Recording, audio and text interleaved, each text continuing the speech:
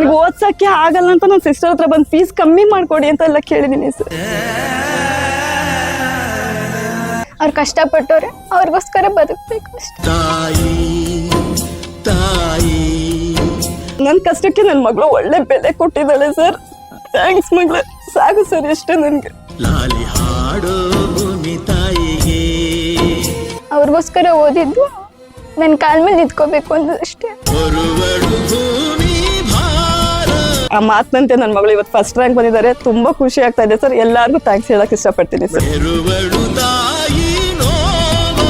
ಓದಿಲ್ಲ ಅಂದ್ರೆ ಏನೂ ಇಲ್ಲ, ಯಾರು ಬೆಲೆನೂ ಕೊಡಲ್ಲ, ಯಾರು ಚೆನ್ನಾಗೂ ಮಾತಾಡ್ಸಲ್ಲ, ಡಿಗ್ರೇಡ್ ಮಾಡ್ತಾರೆ.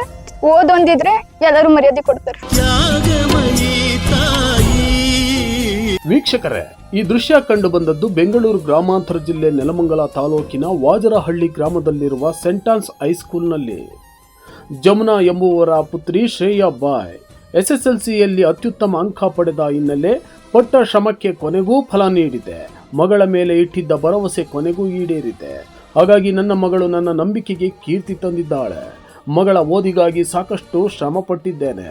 ಇಂದು ಆ ಶ್ರಮಕ್ಕೆ ಫಲ ಸಿಕ್ಕಿದೆ ಎಂದು ನೋವಿನ ಮಾತುಗಳಲ್ಲಿ ಸಂತಸದ ಕ್ಷಣಗಳನ್ನು ಹಂಚಿಕೊಂಡಿದ್ದಾರೆ.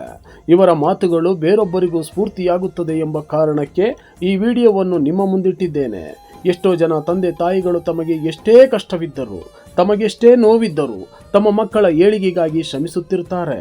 ಹಾಗಾಗಿ ಇಂತಹ ವಿಡಿಯೋಗಳು ಇನ್ನೊಬ್ಬರಿಗೆ ಸ್ಫೂರ್ತಿದಾಯಕವಾಗುತ್ತದೆ ಎನ್ನುವ ದೃಷ್ಟಿಯಿಂದ ನಿಮ್ಮ ಮುಂದಿಟ್ಟಿದ್ದೇನೆ. ಇದನ್ನು ನೋಡಿದ ಮೇಲೆ ನಿಮ್ಮ ಅನಿಸಿಕೆ ಅಭಿಪ್ರಾಯಗಳನ್ನು ದಯವಿಟ್ಟು ಕಮೆಂಟ್ ಮೂಲಕ ತಿಳಿಸಿ.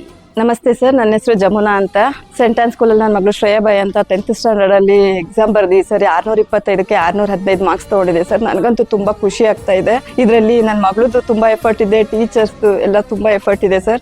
ಯಾವುದೇ ಟ್ಯೂಷನ್ ಕಳಿಸಿಲ್ಲ ನಾನು, ಮನೆಯಲ್ಲೇ ನನ್ನ ಮಗಳು ಓದಿದ್ದಾಳೆ ಸರ್. ನನಗೆ ಫಸ್ಟ್ ಆಫ್ ಆಲ್ ನನಗೆ ನನ್ನ ಮಗಳು ಓದಿಸೋ ಶಕ್ತಿನೂ ಇರಲಿಲ್ಲ. ನನ್ನ ಸಿಸ್ಟರ್ ಹತ್ರ ಬಂದು ನನಗೆ ಓದ್ಸೋಕೆ ಆಗ್ತಾ ಇಲ್ಲ, ನನಗೆ ಫೀಸ್ ಕಮ್ಮಿ ಮಾಡಿಕೊಡಿ ಅಂತಲೂ ನಾನು ಕೇಳಿದ್ದೆ ಅವ್ರ ಹತ್ರ. ಏನು ಕಷ್ಟ ಬಿದ್ದು ನನ್ನ ಮಗಳು ಓದಿ ನನಗೆ ಒಂದು ಇದು ಮಾಡಿದೆ ಸರ್. ನನಗೆ ತುಂಬ ಖುಷಿ ಆಗ್ತಾ ಇದೆ, ತುಂಬ ಹೆಮ್ಮೆ ಇದೆ. ನಾನು ಎಲ್ರಿಗೂ ಥ್ಯಾಂಕ್ಸ್ ಹೇಳಕ್ಕೆ ಇಷ್ಟಪಡ್ತೀನಿ ಸರ್. ಟೀಚರ್ಸ್ಗಾಗಲಿ, ಸ್ಕೂಲ್ಗಾಗಲಿ ಎಲ್ಲರಿಗೂ.